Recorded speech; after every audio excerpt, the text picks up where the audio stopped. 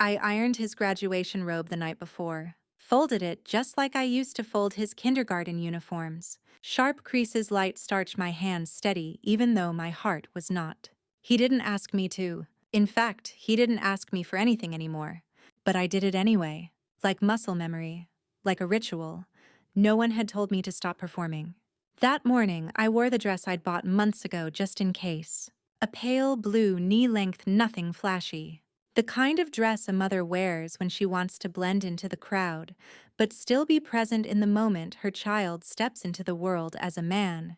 But I didn't get to wear it there. Instead, I sat at home in that same dress alone on my couch, watching the ceremony live-streamed on my laptop. The camera shook. The sound was a little off.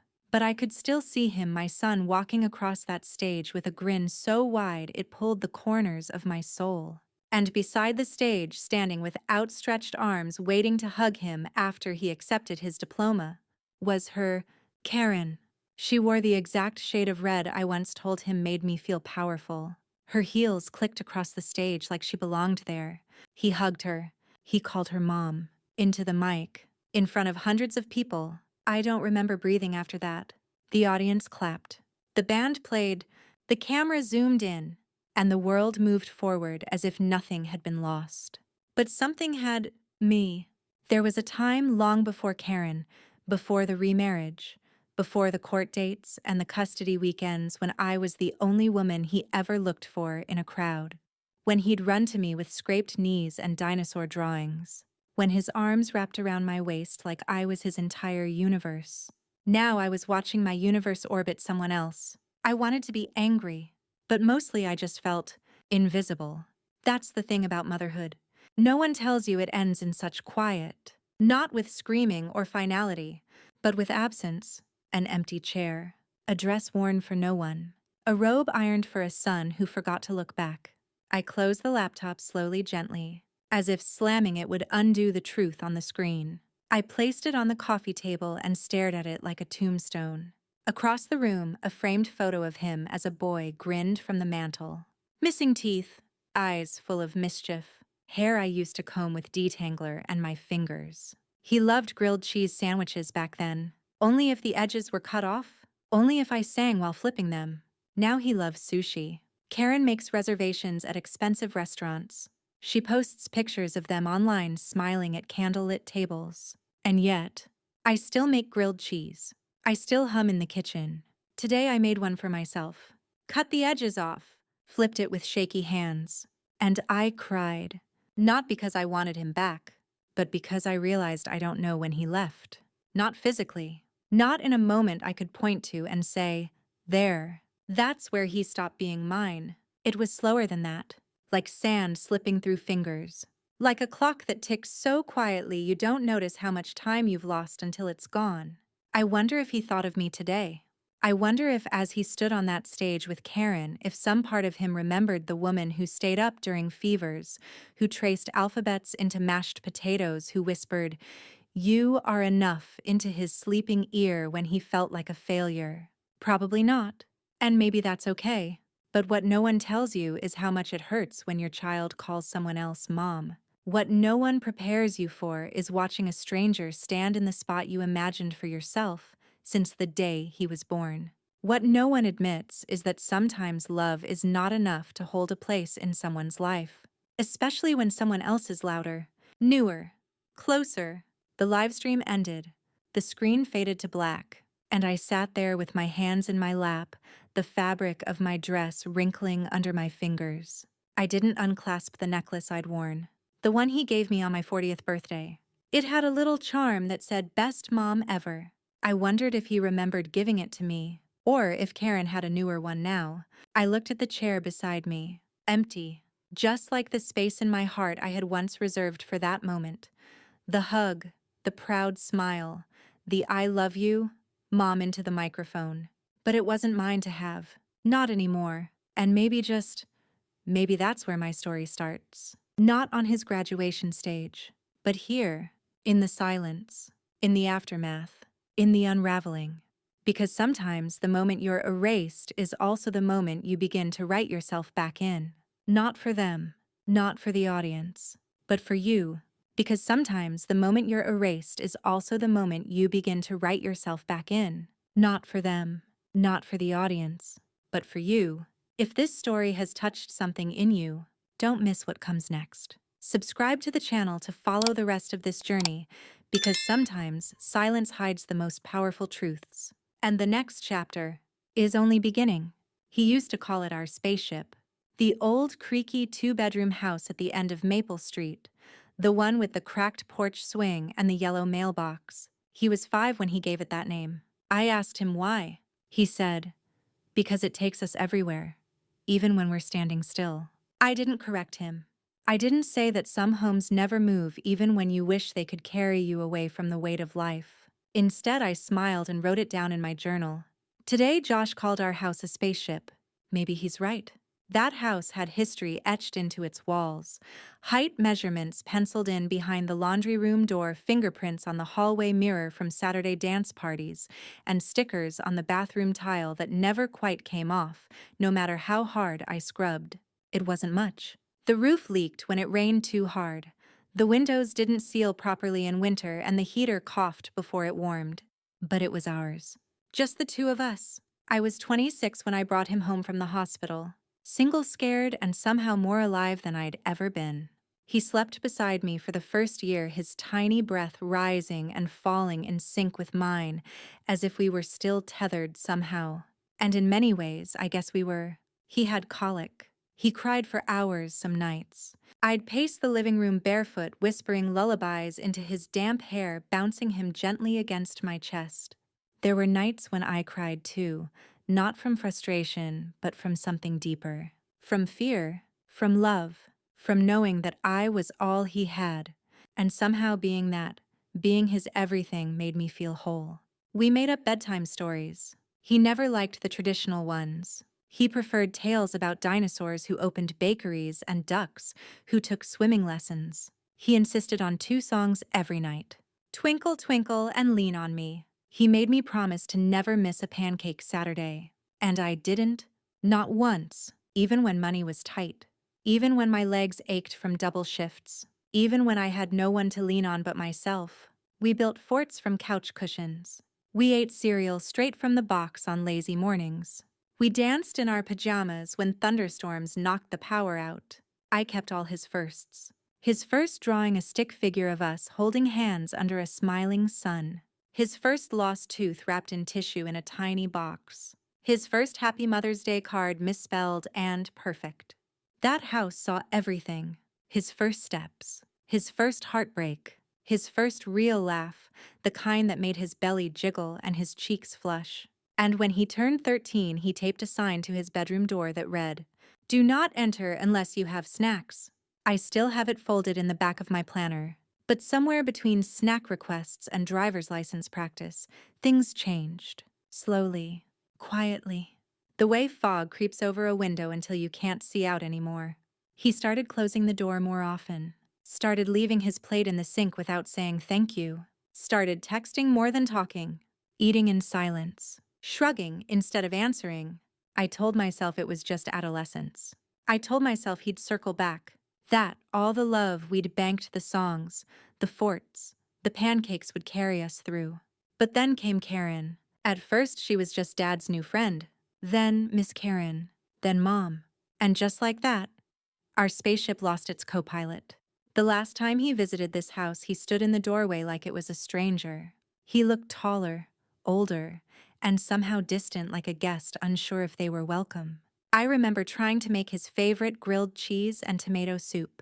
He said he wasn't hungry, that he'd already eaten, that he had to get back soon. He didn't even take off his coat. I asked if he wanted to look at old photos. He said maybe another time. There wasn't another time. The house has been quiet since. The swing still creaks in the wind. The photos are still up. The drawings are still framed. The cereal is still in the pantry untouched. Sometimes I walk into his old room and just sit. The bed is still made.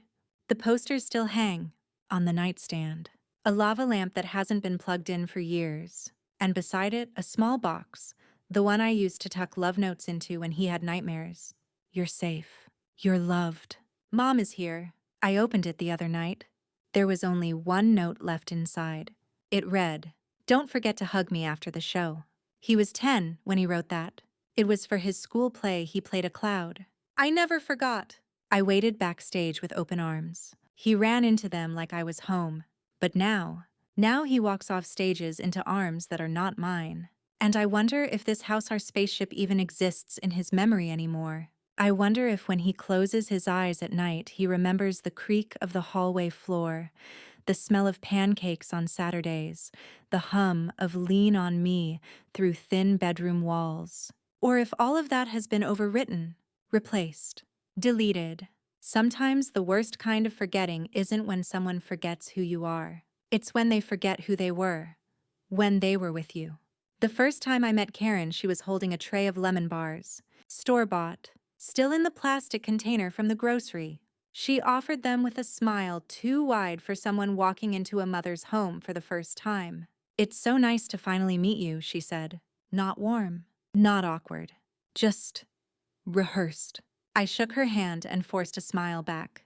"It's nice to meet you too," I lied. Josh was 14 then. He stood behind her backpack slung over one shoulder, avoiding my eyes. I offered to make dinner. He said they already had plans. She gave him a light touch on the back as they walked out, gentle, proprietary, and my stomach twisted in a way I didn't have words for. That was the beginning. At first she was Dad's girlfriend, then Miss Karen. A polite title, a placeholder, something temporary. Or so I thought. She started showing up more often. At school concerts, weekend soccer games, parent-teacher conferences. I didn't mind her being present. That wasn't it.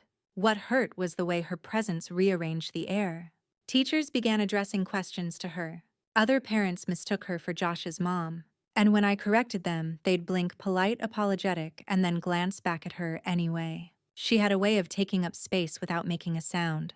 Her nails were always done, her hair always perfectly blown out, her compliments sugar-coated and strategic. Josh, meanwhile, began to shift. Subtle things at first. He stopped asking me to sign his permission slips, stopped leaving his laundry in the basket like he used to, stopped saying "love you" when he left. I chalked it up to teenage years, mood swings, growing independence. But then came the voicemail. "Hey Mom, it started." My heart lifted. Then, "Can you tell Karen I left my jacket at your place?" It took a second for the words to settle. Mom, me, Karen. I listened to it twice, 3 times, trying to make sense of it. Was it a slip of the tongue? A joke? Had he meant to call her by her name? The next time he visited, I asked casually, "So, you call Karen Mom now?" He shrugged. "It's just easier." I didn't cry in front of him. But after he left, I went to the bathroom, locked the door, and sobbed silently into a towel. Just easier. I had labored for 16 hours to bring him into this world, sang lullabies through fevers, held him when his first dog died, taught him to tie his shoes, baked cupcakes at 2 a.m. For school events we forgot to plan for, and now I was not easy. I was complicated.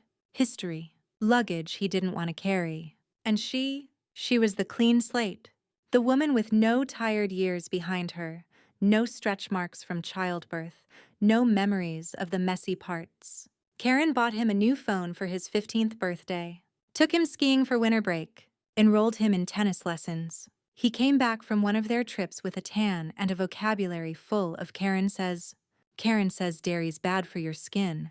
Karen says I need to think about college now. Karen says I should try meditation. What did Mom say? Apparently, it didn't matter anymore. The real blow came on Mother's Day. I waited all morning, told myself maybe he was sleeping in, then maybe he was with his dad. Then maybe he forgot but would call in the evening. The call never came. What did come was a Facebook post, a photo of Josh and Karen on a hiking trail. The caption, "Happy Mother's Day to the woman who taught me how to breathe again." Hundreds of likes, dozens of comments. I sat there staring at the screen, feeling like I'd been sucker punched. I didn't exist. Not in that caption, not in that moment, not in the version of his life she'd helped him rewrite. A few days later, I gathered my courage and brought it up. He brushed it off. "Don't make it a thing," he said. I didn't want to make things awkward. I asked him, "What about me, Josh? What about the years before her? Do they not count?" He looked away. And in that silence, I got my answer. It wasn't that I'd done something wrong. It was that someone else had done everything newer. That was the year he stopped coming over on weekends, started canceling last minute, stopped texting back, and I began to fade. Not all at once, but like old wallpaper peeling at the edges. What I didn't realize at the time was that being replaced doesn't always come with a declaration. Sometimes it just looks like being left out of the group text, not being mentioned in the thank you speech, having your name whispered only in past tense. The last photo I have of us together was taken when he was 15. He's taller than me, smiling with one arm around my shoulder. But when I look at that picture now, I can't help but wonder, was that the last time he saw me as mom? It was my birthday. I spent the morning in the kitchen humming under my breath, trying to make everything feel normal. I made myself pancakes, the same ones I used to make for him. Banana slices shaped into little smiles. Maple syrup warmed on the stove, not in the microwave. The sun was gentle that day. The curtains fluttered. The air smelled like cinnamon and hope. I had convinced myself foolishly, maybe, that this would be the year he remembered. That maybe, just maybe, he'd call. The phone stayed silent through breakfast, then through lunch, then through the late afternoon shadows creeping across the floor. I kept checking it anyway, tapping the screen, turning the ringer up just in case. I even cleaned the house while I waited, as if a clean kitchen could summon a forgotten son. Every ding, every vibration made my heart stutter, but they were all the wrong kind of noise. A promotional email, a spam call, a reminder to update my password. Around 6 p.m., the landline rang. My breath caught. I wiped my hands on a towel, straightened my blouse like I was about to be seen through the receiver. I picked it up with a practiced calmness. Hello? There was a pause. Then a clip voice said, "Hi, this is Michelle from Wells Fargo. We're calling about your account ending in..." I don't remember the rest. I mumbled something and hung up. Stared at the phone for a long time after. Is this how it ends? Not in a fight, not in tears, but in silence and banking calls. That night, I lit the candle on a single cupcake. Just one, vanilla, from the corner bakery, the kind he used to love as a child. I didn't sing. I didn't make a wish. I just sat there listening to the flame flicker, the only voice in the room. My phone lit up once more. A message. My heart raced. I grabbed it, hands trembling. It was from my cousin Anne. A generic happy birthday. Hope it's a good one. I stared at it, unable to reply. Not because I wasn't grateful, but because I didn't know how to say thank you. But the person I really wanted to hear from forgot I exist. It's strange how the absence of something can be so loud. How silence can feel like screaming. I pulled out the scrapbook I'd started years ago, the one filled with birthday memories. Josh's first cake, blue frosting and smashed smiles. His 8th birthday, a dinosaur theme, balloons everywhere, a handmade piñata I spent 3 nights building. At 13, he told me he was too old for parties, but still let me bake brownies and watch superhero movies with him on the couch. At 16, he celebrated with his dad. Karen made a slideshow. There were Instagram posts and group photos. I wasn't in any of them. The shift wasn't sudden, but birthdays marked the decline in painful increments. Fewer photos, shorter visits. Eventually, none at all. I put the scrapbook away and went outside. The evening air was cool. A breeze tugged at the hem of my sweater. I sat on the porch swing, the one we used to read on during summer nights. Josh loved books about time travel. Said he wanted to invent a machine to go back and hug everything again. I would give anything for that machine. Even just 5 minutes to be back in that kitchen barefoot with pancake batter on the counter and a boy who still looked at me like I was magic. But time doesn't bend for broken hearts. It only moves forward, dragging you with it, whether you're ready or not. I went inside, changed into pajamas, took off my earrings, turned off the porch light, and just before I climbed into bed, the phone rang again. Late, almost midnight. I froze, checked the screen. It was him, Josh. For a moment, I couldn't breathe. I answered on the second ring. Hello, but it wasn't for me. Hey, is Karen there? I felt something inside me splinter. Josh, I said quietly. It's your mother. There was a pause. Then a cough. Awkward. Uncomfortable. Oh, sorry. I meant to call her Cell. He didn't say happy birthday. He didn't ask how I was. He didn't even seem embarrassed. I'll just try her number, he said. And just like that, the line went dead. I stood there in the hallway, still holding the phone to my ear long after he hung up, staring into nothing, listening to the buzz of emptiness. He didn't even know what day it was. Didn't remember the sound of my voice. Didn't care. I slid to the floor, knees pulled to my chest, the cold tile beneath me a poor replacement for the warmth I had spent years giving him. Maybe he meant nothing by it. Maybe it was just a mistake. A pocket dial. A momentary lapse. But to me it felt like a funeral. Not of a person, but of a title. Mom. It used to belong to me. Now it was someone else's name. I keep it in the back of my closet. A shoebox. Plain taped on the side, soft with time. It once held a pair of boots I wore through 2 winters. Now it holds pieces of a life that doesn't seem to exist anymore. I don't open it often, but on days when the silence gets too loud, I find myself on the closet floor, fingers grazing the edges, lifting the lid like I'm peeling back time. Inside, chaos and reverence. A scrapbook of almosts. A museum of remember when. The first thing on top is a crumpled drawing stick figures under a lopsided sun.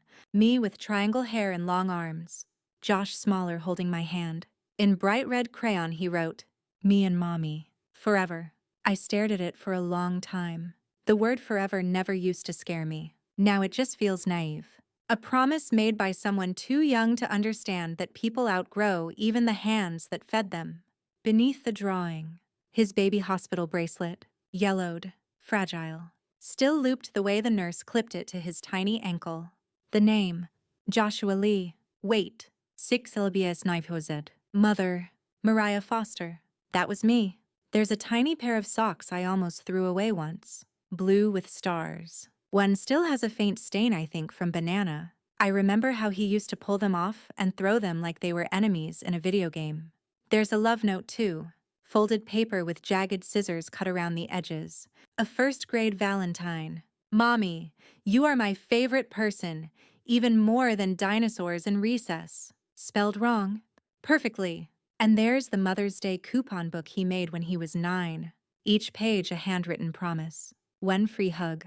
I will do dishes without complaining. I will not say, "Oh," to your green smoothies. I never cashed them in. Felt like cheating. I run my fingers over the paper now, the texture of his childhood still embedded in the ink. There's also a photo. Taken at the zoo, I think he was 6. He's on my shoulders. Both of us laughing. His hands are in my hair. My sunglasses tilted sideways from the chaos. Behind us, a giraffe leans into the frame. I remember that day. He made me promise to never let go of him while we walked through the petting area. He was afraid of goats. I wonder if he remembers that too. If he ever looks at that photo on his phone and sees me, or just background noise to a simpler time. Sometimes I imagine giving him this box, showing him every item, telling him, "This is the version of you I still carry." But I don't, because I'm afraid he'd say it means nothing to him now. That he's too old, too far, too new. That all of this, the socks, the coupons, the drawings are just dust-covered evidence of a woman he used to know. And that would break me in a way I might not recover from. I hold up the little gold medal he got at his first swim meet. 3rd place. He cried because he wanted first. I told him, "You don't need to win to be proud of what you tried." He said, "But you're proud anyway, right?" I hugged him so tight, told him I'd never be prouder of anything. I wonder who tells him that now. Does Karen know he used to be afraid of thunder? That he called it sky growling? Does she know his lullaby was lean on me and that he hated crusts on his sandwiches? Does she know the smell of his baby shampoo? The one I used to stockpile because he liked the giraffe on the bottle. I doubt it. But maybe it doesn't matter. Maybe what matters is that I know, that I lived it, that I earned it, that this box is filled with my proof. Not for him, not for the world, but for me. Because grief isn't always about death. Sometimes it's about continuing to love someone who's still alive and knowing they no longer choose to love you back. It's sitting beside a box full of ifs. If he'd called last birthday, if he'd remembered the zoo, if he still called me mom, But grief also teaches you something quiet, something nobody wants to admit. Love doesn't disappear when it's unreturned. It waits. It softens. It reshapes itself into memory and then into something even harder: dignity. I close the lid gently, not out of pain this time, but with a strange sense of reverence. This box may never reach his hands, but it's not meant to anymore. It's my time capsule, my reminder that I was there, that I loved with my whole being, that I mothered fully, completely, even when forgotten. And nothing can erase that. Not silence, not distance, not even a new woman being called mom. At first, the silence felt like distance, a space I told myself he'd come back from. He was busy, he was young, he was figuring life out. That's what I said to myself. What I told friends when they asked, "So how's Josh?" What I whispered into mugs of lukewarm tea while staring out the window, trying not to imagine him laughing in a kitchen that wasn't mine. But eventually, the silence changed shape. It became sharp, deliberate, weaponized. He stopped replying to texts. At first, they were short. "Can we talk soon? Just checking in, miss you. Saw your favorite movie on TV today. Thought of you?" They stayed marked red. No answer. I told myself maybe he was overwhelmed. Maybe he didn't know what to say. So I sent fewer, one a week, then one a month. The last one was for Thanksgiving. Just 2 words. "Love you." That was over a year ago. It's still marked read, still unanswered. There's a different kind of pain that comes from being ignored. It's not loud. It's not even cruel. It's worse. It's indifference. Because it tells you you're no longer someone they think about. You've been filed under unnecessary. And the worst part, there's no closure. When someone dies, there's a funeral. When someone moves away, there's a goodbye. But when your child decides you're not needed anymore, there's no ceremony for that. Just a slow erasure. One message, one voicemail, one unanswered moment at a time. I remember the day I stopped trying. It wasn't dramatic. I was folding laundry. His old shirt got mixed in with my things. A soft blue tee with a faded logo from his high school robotics club. He used to wear it until the sleeves were frayed. I remember patching a tear in it once while he sat at the table doing homework. He didn't thank me, didn't notice. But that's what motherhood is. You fix things in silence. I held that shirt in my hands, the fabric soft from too many washes. And for some reason, I reached for my phone again. Typed, "Do you want this?" I kept it. I hovered over send for 10 full minutes. And then, I deleted it. Because I knew what would happen. It would be marked red. Then nothing. Not even a thumbs up. That's when it hit me. The silence wasn't the absence of words. It was the presence of rejection. He wasn't just forgetting. He was choosing to forget. I once read that silence is a form of emotional control. It forces you to fill in the blanks, to guess, to hope, to blame yourself. And I did. God, I did. I replayed every conversation we ever had. Wondered if I was too protective, too emotional, too present. Did I hug him too tight? Did I miss a moment I should have held on to? Did I make it too hard to come back? Karen never raised her voice. She was calm, composed, sugar-wrapped in kindness. Maybe he thought that was safer, simpler. I was the messy love, the flawed love, the real love, the kind that burns your hands when you try to hold too tight, but only because it never lets go. Sometimes I scrolled through our old texts, just to remember how he used to talk to me. There were jokes about school lunches, pictures of dogs he saw on the street, a voice memo of him playing a new melody on the piano asking, "Is this too cheesy, Mom?" I played that one over and over until my phone warned me about battery usage. It felt like hearing a ghost. I don't delete any of them, even the one-word replies. They're relics now, evidence that once I was part of his world, even if only in pixels. I tried calling once. It rang 5 times. Then voicemail. His voice, older now, deeper, still sounded like home to me. "Hey, this is Josh. Leave a message." I didn't. What would I say? "Hi, it's Mom." Just calling to hear silence again. No. I hung up, walked to the kitchen, made tea I didn't drink, sat by the window I always sit by, and let the ache settle in again, like an old friend who visits often uninvited. I used to dream of him showing up one day, car pulling into the driveway, apology on his face, arms open. eyes red. But dreams are dangerous when you're grieving someone who still breathes, because they keep you stuck, waiting, checking your phone, staring at the door like it might knock itself open. Eventually, I stopped dreaming, not because I stopped loving him, but because I started loving myself more. Silence was no longer a waiting room.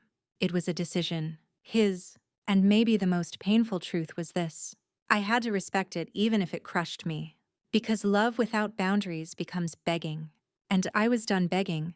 I wrapped it 3 times. First, with soft gray tissue paper, the kind that crinkles gently when touched. Then, with navy blue paper, his favorite color when he was a child. And finally with twine. Not ribbon, twine. Because it felt honest, simple. Like us. The box wasn't big. It didn't need to be. What mattered was what it held.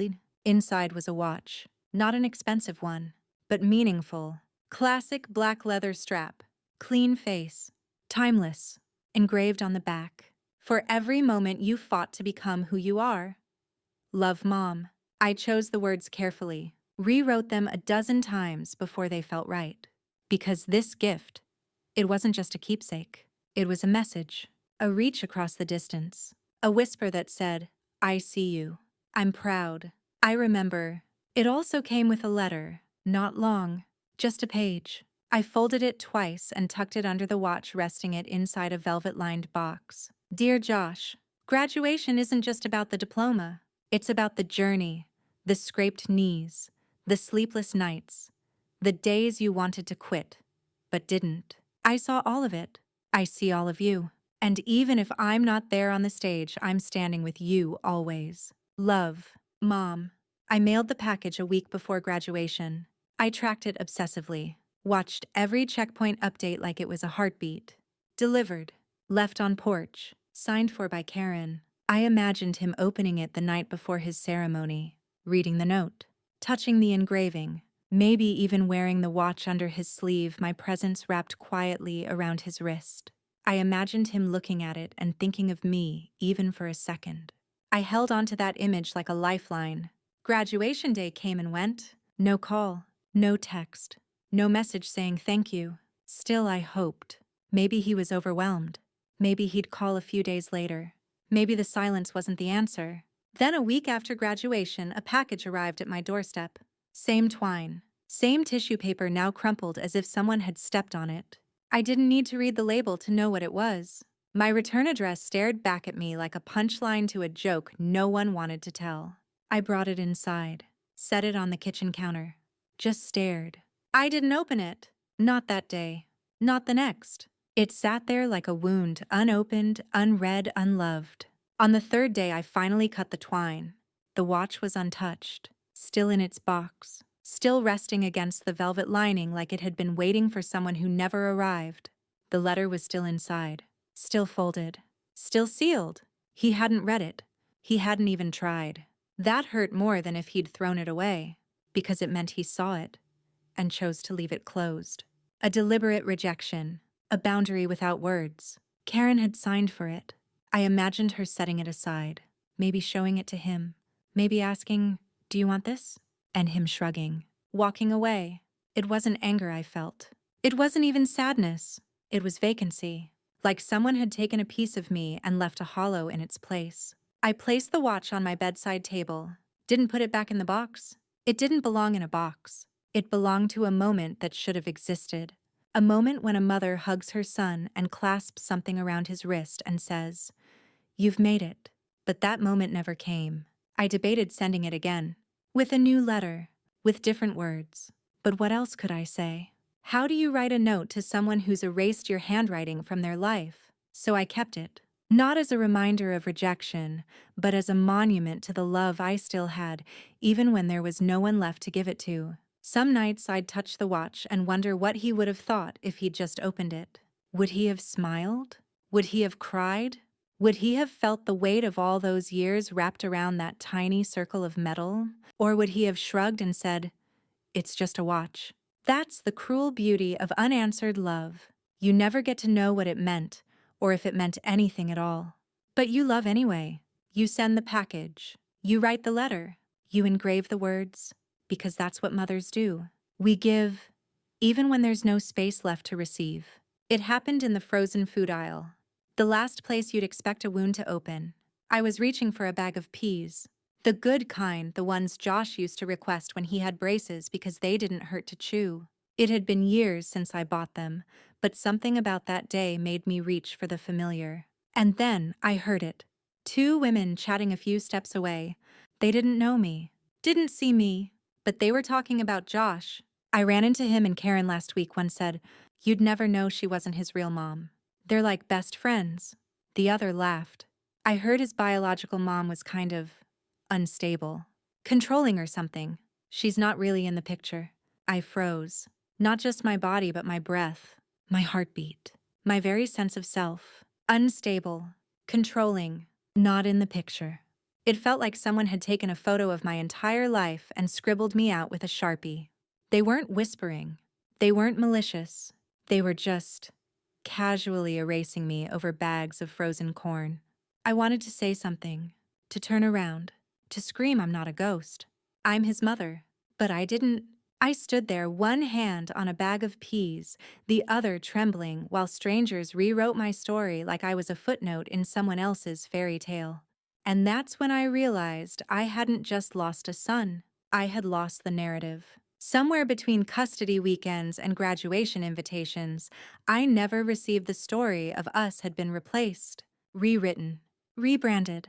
And I wasn't in the new version. I wasn't the one who made the dinosaur cupcakes, or stayed up for science fair projects, or taught him how to ride a bike on the cracked pavement outside our old house.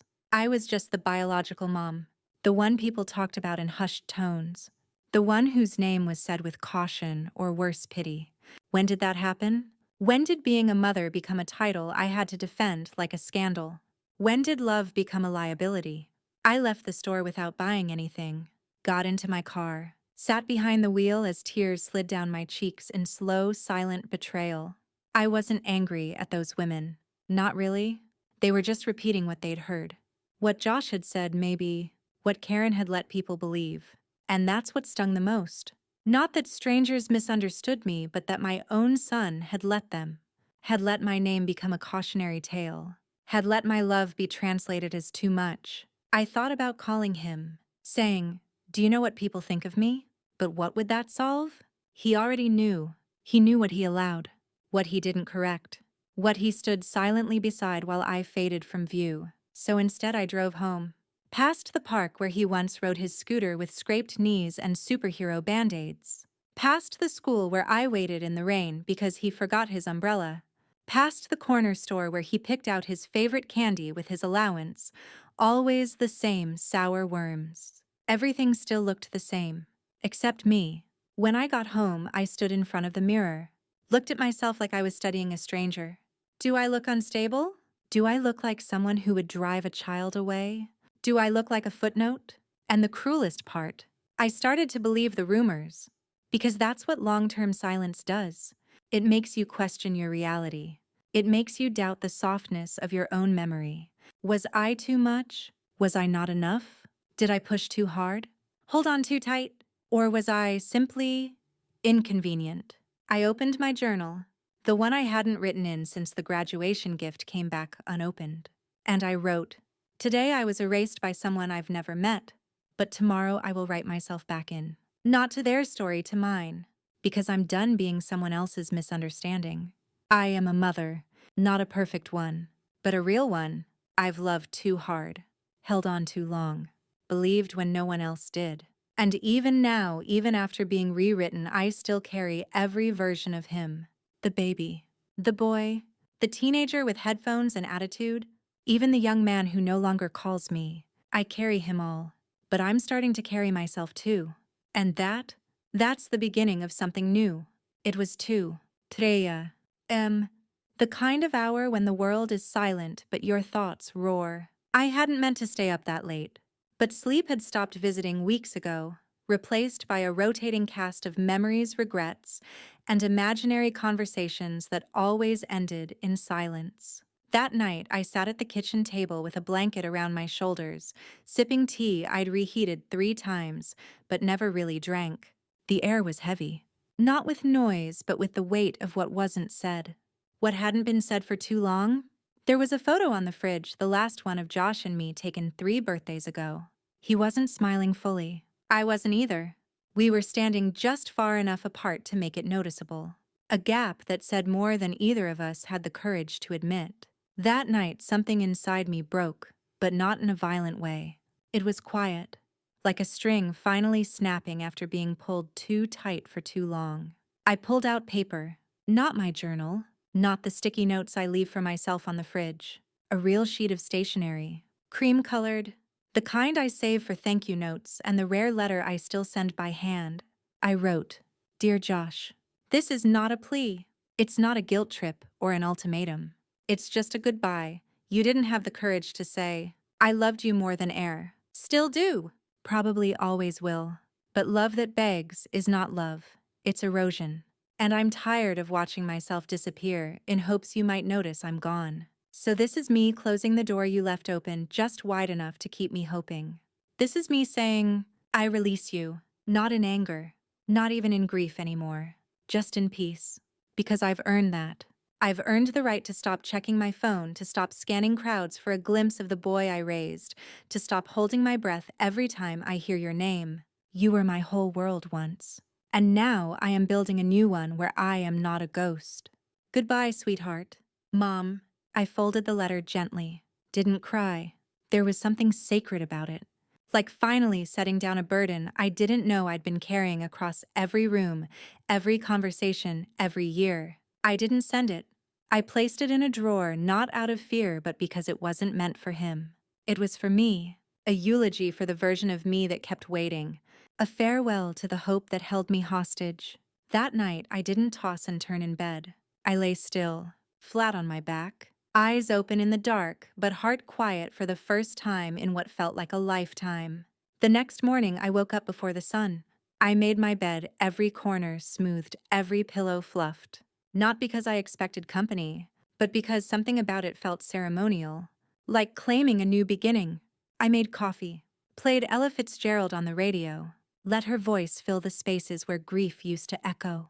I didn't check my phone, didn't scroll through his socials, didn't search for signs of myself in someone else's feed. Instead, I watered my plants, tied up the trash, stood at the doorway with sunlight touching my cheeks and whispered, "It's done," not, "I'm done." Just, it's done. The waiting, the wondering, the longing. I was still his mother, but I no longer needed to prove it to the world or to him. It's strange the power of letting go, not as surrender, but as self-respect, because sometimes the bravest thing you can do is walk away from the place you once built your identity when it no longer lets you stay. That night I wrote my son off, and in doing so, I found myself again. It was a Tuesday morning. Gray skies, no wind. Just the kind of stillness that makes everything feel like it's holding its breath. I had just settled down with my second cup of coffee when the knock came. 3 short taps. Not urgent, not hesitant, but not familiar either. I wasn't expecting anyone. The mail had already been delivered. The neighbors never came by unannounced. And no one else had knocked on that door in months, maybe years. I peeked through the side window. And there she was, Karen, hair pulled into a soft bun, cream sweater, no makeup. She looked older than I remembered. Not tired, but weathered, like someone who had lived a long month in a single day. I didn't move at first, just stood there with my hand on the doorknob, the mug warming my fingers' heartbeat echoing louder than reason. Then she knocked again. 3 taps. Same rhythm. This time I opened the door. We stared at each other for a moment. She didn't smile, didn't pretend this was normal. Instead, she said, "I hope this isn't a mistake." Her voice was lower than I remembered, softer, almost human. I stepped aside without a word. She walked in slowly like someone entering a museum they weren't sure they had permission to visit. She looked around. Her eyes lingered on the photos still hanging, the ones with Josh. The ones she wasn't in. I offered her coffee. She declined. We sat at the kitchen table. The silence was awkward, not sharp but brittle. One wrong sentence could snap it in half. Then she said it. "He doesn't know I'm here." I nodded once, not surprised. Karen placed her hands on the table, neatly folded, like a student in confession. I read the letter, she said quietly. The one that came with the watch. My breath caught. That letter wasn't meant for her. It wasn't meant for anyone but him. But somehow, in the blur of things returned and unopened, it found her instead. I'm sorry, she added before I could speak. I know it wasn't mine to read. But I couldn't throw it away. Something about it. She stopped, looked at me. Something about it felt like it was written by someone who hadn't been seen in a long time. I didn't know what to say, so I said nothing. She continued. I didn't come here to justify anything. I know what I've been. I know how I've benefited. From your absence. From your pain. Her words landed without flinching. No sugar. No denial. It stunned me more than if she'd defended herself. Karen looked down at her hands. He loves me, but I think he doesn't know why. That stopped me. She looked up again. Josh was hurt once, before I ever came along, and I became a safe space for that hurt, not because I deserved it, but because I wasn't there for the original pain. I swallowed. Hard. She kept going. I didn't mean to replace you. I didn't even realize I had, until I heard him call me Mom in front of someone who'd never met you. And I said nothing. Silence. Heavy. Uneven. Then she reached into her bag, pulled out a folded piece of paper, worn at the edges. I wrote something, she said. I didn't know if I'd give it to you, but now I think I should. She slid the note across the table. I didn't open it right away, just placed my hand on top of it. Why now? I asked. Her eyes softened. Because I saw something in that letter, a kind of love that scared me. The kind that doesn't ask to be repaid. That just exists. And I realized he should have seen it too. I nodded, still not trusting my voice. Karen stood, gathered her things, paused at the door. He's not ready to talk yet, but I think he will be. She hesitated, then turned back. For what it's worth. I'm sorry I didn't tell him to open the box. She left without another word. I stood there in the quiet she left behind. My coffee had gone cold. The chair across from me still held the warmth of her. I opened the note. There were only 3 lines. You built the house. I just moved in. I never meant to paint over your walls. But I see now what I was standing on. I read it 3 times. Then placed it inside the drawer with the letter I never mailed. Not because I was forgiving her. Not yet. But because I knew in some small, strange way this was the first honest thing either of us had said in years. It had been weeks since Karen came to my door. I hadn't heard anything since. No calls. No visits. No word from Josh. I didn't expect any. That note she left. I tucked it into my journal. Read it sometimes at night when the ache returned in small, surprising ways, like a bruise I'd forgotten about until someone brushed past it. But life went on. Quietly, gently, and then one morning the silence cracked. An email from Josh's address, subject line, would you be open to talking? I froze. I didn't open it right away, just stared at it, let my fingers hover over the mouse like it might disappear if I touched it wrong. When I finally clicked, the message was short. Hi, Mom. I read the letter. I wasn't supposed to, but Karen showed it to me. Said I needed to. I don't know what to say. I have questions, maybe regrets. I just wanted to ask if we could talk sometime. No pressure. Josh, no pressure. And yet I felt my chest tighten in ways I hadn't since he was born. I didn't reply that day. Instead, I walked outside, sat on the porch swing where he once curled up beside me, head on my shoulder, whispering stories about aliens and superheroes. The wind was soft, the leaves restless. I closed my eyes and whispered, okay. 2 days later, we met. Neutral place. A cafe with ivy on the walls and cinnamon in the air. He looked tired. Not broken. Not angry. Just older. Like someone who had aged 5 years in 5 weeks. He didn't hug me.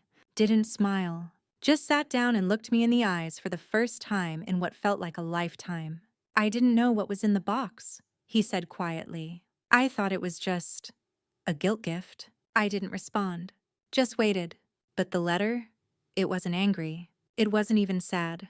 It was like someone still trying to be my mother even after I stopped being her son. His voice cracked. He cleared his throat. I believed a version of you that was easier for me to carry. And I'm sorry. I didn't cry. I thought I would But instead I felt something shift. Not release. Not relief. Just a loosening. I reached into my bag, pulled out the original letter, the one he never opened, folded and still sealed. You can keep it this time, I said. He took it slowly, held it in his hands like it was made of glass. I read the copy Karen gave me, he said. But I want to read this one. He slid it into his jacket pocket. The way you tuck something valuable into the lining of your heart. Then he pulled out a small piece of paper, folded twice, worn like it had been carried around too long. He pushed it across the table. I didn't know if I'd give this to you. But now, I think I should. I opened it. The handwriting was his. Still messy. Still familiar. I thought you were too much. Too intense. Too emotional. Too everything. Karen was calm. Easy. Quiet. But I realize now we don't need our mothers to match us. We just need them to see us. You always did. I stared at the words. Not because they were perfect, but because they were honest. That's all I ever wanted. He looked at me. I can't promise everything will be okay, but I wanted to start here. And for the first time I saw him. Not the boy I raised. Not the teenager who left. Not the man who shut the door. But someone trying, and that was enough. We didn't hug goodbye. Didn't cry. Just stood outside the cafe under a warm sky and said, "Talk soon," and meant it. Because sometimes healing doesn't come in grand gestures or cinematic moments. Sometimes it comes in folded paper and coffee across a table. And the quiet knowing that something broken has begun, just begun to mend. I didn't expect Caleb to show up. Not at my door. Not after all this time. It had been years since we spoke. Truly spoke outside of terse co-parenting exchanges and the formality of birthdays passed through voicemails. But there he was, standing on my porch like a memory I hadn't invited. His hair was grayer than I remembered, his shoulders smaller, his eyes tired in that permanent way grief etches into people. I opened the door slowly. He didn't speak right away, just stood there with his hands in his coat pockets looking past me like he wasn't sure he had the right house, or the right to be at it.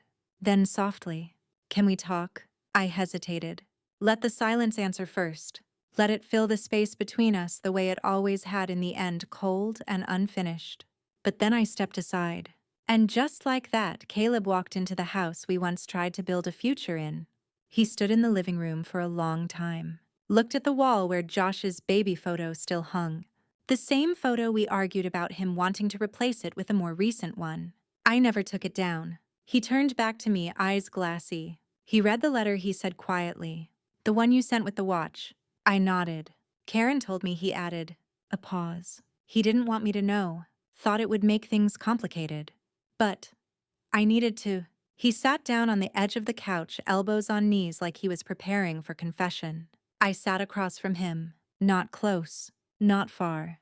Just enough space for what we hadn't said in a decade. "I failed you," Caleb said. I blinked. When we divorced, I told myself I'd be the bridge. The one who made sure Josh never lost either of us. But somewhere along the way, I let him drift. He looked up, and I let Karen fill the space not because she asked for it, but because I didn't stop it. I didn't speak. The words were too sharp, too late, but somehow still necessary. Caleb's eyes began to well. He blinked hard once, twice. I told myself you were too emotional, that you'd make things messy. That distance was best. But all we gave him was silence in different costumes. He wiped at his cheek. His voice cracked. "You were the one who stayed. The one who showed up. The one who mothered when I couldn't even figure out how to be in the room." He shook his head, laughed bitterly. "And I let him believe you were the problem." A long silence followed. Then, I saw him cry last week. That stopped me. Caleb had always been stoic, even during the divorce, even during the custody battle, even when Josh slammed doors and refused to speak. He never talked about crying. He came over after meeting you. Said he didn't expect to feel that much. That, the letter, it broke something open. Caleb leaned forward, resting his hands together. He kept saying, "Why didn't someone make me open it sooner?" I swallowed hard. He looked at me fully now. Not through me, not past me, at me. "You wrote him back into himself," he said. "And I needed to come here. To tell you, I saw it. His voice dropped. And I'm sorry I didn't protect your place in his life. I felt something deep inside me quiver, not from anger, but from the surprise of being seen by someone who used to look right past me. Caleb had been many things: partner, ex-husband, co-parent, ghost. But now in this moment he was just a man facing the damage he had once helped cause. I got up, walked into the kitchen, poured him a glass of water. It was muscle memory. We had danced that routine 100 times when we were younger. He took the glass, nodded. His hands shook slightly. And then the part that will stay with me. As he stood to leave, Caleb placed his hand on the photo of Josh on the wall. His voice was soft, broken. "He looks like you now." I didn't respond. Because in that moment, I wasn't sure which part he meant: the eyes, the bone structure, or the quiet ache of missing someone who hasn't quite returned. But maybe he meant all of it. At the door, he paused again. "If you ever want company for coffee, no pressure. I'd like to sit with the version of you I didn't understand when it mattered." Then he left. No dramatic goodbye. No open-ended promises. Just a man finally acknowledging the cost of staying silent too long. And me, standing in the doorway, realizing that even ghosts sometimes come back to apologize. It had been sitting in the back seat of his car, beneath a pile of old receipts, a wrinkled hoodie, and an empty water bottle, the graduation gift I sent. Still unopened, still taped, still holding breath. Josh said he forgot it was there. Said Karen found it when she was cleaning out the car and placed it gently on his desk next to his laptop. He didn't open it that night. Didn't the next night either. He stared at it like it might explode, like it might say everything he hadn't been ready to hear. Until one morning, without thinking too hard about it, he sat down, pulled the twine loose, peeled back the wrapping paper, and lifted the lid. And there it was. The watch. Black leather band. Smooth, simple face. Understated. Unassuming. But carrying more weight than he expected. He turned it over. "Read the engraving. For every moment you fought to become who you are. Love, Mom." He said later that those words landed harder than he could explain, because suddenly, every memory he'd tucked away, every pancake morning, every math test night, every ride to school with the windows down and music blaring, rushed forward like a flood. And then he found the letter. Still folded, still sealed. Hands trembling, he opened it. The paper made a soft sound like breath. And then he read, "Dear Josh, graduation isn't just a ceremony. It's a bridge from one version of yourself to the next. And while I may not be sitting in the audience, I'm standing with you in all the ways that matter. In the scraped knees you got when learning to ride your bike. In the bedtime songs I sang on loop. In the peanut butter sandwiches with no crust. In every moment I chose you even when you didn't see it. You've grown into someone I'm proud of, not because of accomplishments, but because of the heart you've always carried. And even if my name doesn't fit into your life the way it used to, I hope you remember that love doesn't expire. Love. Always. Mom." He said the letter made him sit still for an hour, not moving, not speaking, just holding it, just letting it land. I didn't hear about it until days later. A text came in the afternoon. I opened the box. That was all it said. But it felt seismic, because that box, once returned, once forgotten, once hidden, was never just a box. It was a doorway, a map, a tether back to a version of us that had nearly been lost. When we finally talked, his voice cracked in the first 2 minutes. "I didn't open it because I was angry," he admitted. "I didn't open it because I was ashamed. I knew you'd written something kind, and I couldn't stand to feel like the villain in the middle of it. That broke something open in me." "You were never the villain, Josh," I said. "You were the boy trying to figure out which version of love made you feel safe." He looked down, swallowed hard. "Karen made it easy to forget," he whispered. "Not because she told me to, but because she made it easy to not feel guilty about it." And then he added, "But opening that box, it brought everything back. And I realized I never stopped loving you. I just stopped being brave enough to show it." We sat there in silence for a while, letting the truth breathe. The kind of silence that doesn't hurt anymore, the kind that feels like healing. I asked him if he still had the watch. He smiled faintly. "I wear it on days I need reminding of who I really am." I didn't cry. I thought I would, but instead I just nodded.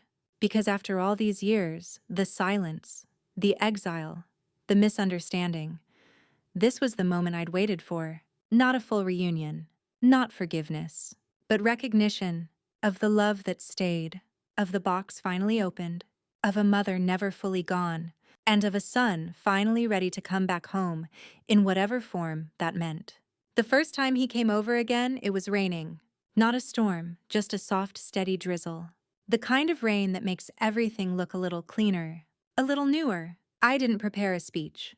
Didn't bake cookies or light candles or fluff the couch pillows. I just left the porch light on, the way I used to when he came home late from football practice, the way I did for years long after he stopped showing up. He knocked, then opened the door before I could get to it. Like it was still his house, like he hadn't spent 3 years walking past it. He looked around, slow, deliberate. His eyes landed on the framed crayon drawing still taped to the fridge. The one that read, "Me and Mommy. Forever." He smiled at it, didn't say anything, just walked into the kitchen and sat down. Same chair, same table. The light overhead buzzed faintly, just like always. And for a moment, it was like time folded in on itself. He glanced at the stove. "Smells like cinnamon," he said. I nodded. "I made muffins." He raised his eyebrows. "The kind with the crumb topping." I smiled. "Would it be anything else?" I placed a plate in front of him, warm from the oven. He picked one up, broke it in half. Steam curled up like a memory. "You always knew when to make these," he said softly. "And you always pretended not to like the crusty bits," I replied. He laughed. Real quiet, genuine. And I swear in that moment he was 7 again. Feet swinging under the chair, mouth full of crumbs, telling me how the son should have a name like a pet, because it never leaves. We didn't talk about the gap, not directly. We didn't rehash the pain, didn't apologize in paragraphs. Instead, we sat at the same table where we used to do math homework, where we played Uno during flu seasons, where he once broke a glass and cried because he thought I'd be mad. I wasn't then. I'm not now. The kitchen light buzzed. The fridge hummed. And for the first time in years, we just sat, shared space, shared breath. When the muffins were gone, I poured us both tea. He took his with honey. Still 2 spoonfuls. Some things, it turns out, don't change even when people do. At one point, he looked at his watch, the one I gave him. His fingers brushed the leather strap gently, like it meant something more than time. "You kept everything the same," he said. I shook my head. "Not everything. Some things just refused to leave." He nodded, understanding what I meant. Because sometimes love does that. It roots itself in the walls, in the chairs, in the smells and the sounds and the light that hits the counter at 4 p.m. every afternoon. And it waits. It waits through the silence, through the forgetting, through the replacing, until someone walks back in and remembers where they left their heart. We didn't hug that night. We didn't say, "I'm sorry" or "I missed you." What we did say was, "You still keep your sugar in the mason jar." Of course. You taught me how. And I don't remember this chair being so low. You just got taller. And then, after a long sip of tea, he said, "I don't know if I can ever undo the way I left." I looked at him and replied, "You don't need to. You just have to be here now." He nodded. And for a long time, neither of us said anything. The clock ticked. The light flickered once. He looked up. "You should probably replace that bulb." I smiled. "Not yet. I kinda like the way it buzzes." "Always did," he whispered. That night after he left, I sat at the table long after the tea went cold. I traced the rim of his mug with my finger, touched the plate where his crumbs still sat, watched the chair he sat in now empty again, but not lonely. Because this time, the emptiness wasn't absence. It was space. Space for him to return, to visit, to try. And that was enough. The kitchen light buzzed again, soft, familiar. I didn't reach for the switch. I just sat in the glow of something I thought I'd lost forever. Something warm, something honest, something like hope. There was no grand finale, no dramatic reunion at a train station, no teary-eyed hug in the rain, no music swelling behind whispered apologies. Just life, ordinary, imperfect, and quietly miraculous. Josh started stopping by, sometimes once a week, sometimes not for 2, Sometimes just for 15 minutes to drop off a plant he thought I'd like, or a book he remembered I loved. He didn't stay long, didn't always stay for tea. But he stayed long enough to prove that distance wasn't his language anymore. One day he brought a photo, us, from the beach. I'd forgotten the picture even existed. We were wrapped in towels, cheeks sunburned, ice cream on both our faces. He must have been 10. He slid it across the table. I found this in a box in Dad's attic, he said. Thought, maybe you should keep it. I ran my fingers over it, not to own it, but to feel it again. The truth of who we once were. He didn't say anything else, but he didn't need to. That's the thing about love that survives silence. It no longer demands declarations. It only asks to be acknowledged. And then, something I never expected, he asked if we could go through the old scrapbook together. I pulled it from the shelf, dusted it off. We sat side by side on the couch, knees touching, flipping through pages that smelled faintly of lavender and thyme. A crayon drawing, a birthday card, a scribbled note that read, "Mom, you're my favorite, even when you yell about the dishes." He laughed when he saw it. I was a dramatic kid. "You were honest," I said. "Still are." And then, halfway through the book, he reached into his pocket and pulled out the necklace. The one I'd sent with the watch. The one with the charm that read, "Always, Mom." "I've been carrying it for months," he said. "In my backpack, my glove box, my desk drawer." He looked down. I didn't wear it because I felt like I hadn't earned it. Then slowly, gently, he lifted it, clasped it around his neck, tucked the charm beneath his shirt. "I'm ready now," he said. Not loud, not performative, just honest. And in that moment, I realized something. This was never about being called Mom again. It was about being remembered rightly, not perfectly, not without mistakes, but with truth. And truth, as it turns out, is a kind of love too. A week later, we sat on the porch, tea in hand, blanket over our knees, the sky soft with early evening light. He looked at me and asked, "Do you still have that letter? The first one, the one I never read?" I nodded, went inside, opened the drawer where I'd kept it sealed and quiet, brought it back to him. He took it with both hands, reverent, opened it, read it slowly, line by line. When he finished, he didn't speak, just reached for my hand and held it. The silence between us now was something different. Not the absence of words, but the fullness of understanding. The kind of quiet that feels like safety. The kind of quiet that says, "I'm here now. I see you." And I realized he didn't come back because I waited. He came back because I let go. Of the bitterness, the stories, the need to be right. And in that letting go, there was space for something new. Not what we were, but what we could still become. Because motherhood doesn't end when your child stops calling. It doesn't end when someone else wears the title. It doesn't even end when your name is forgotten. It only ends when you stop choosing love. And I never did. I chose it in every silent morning, in every unopened message, in every stitched memory tucked inside a cardboard box. And now finally he had opened it. Not just the watch, not just the letter, but me. And in return, I got something better than the word mom again. I got the truth. I got him as he is. And I got myself back too, not just as his mother, but as a woman who survived the ache of being forgotten and chose love anyway.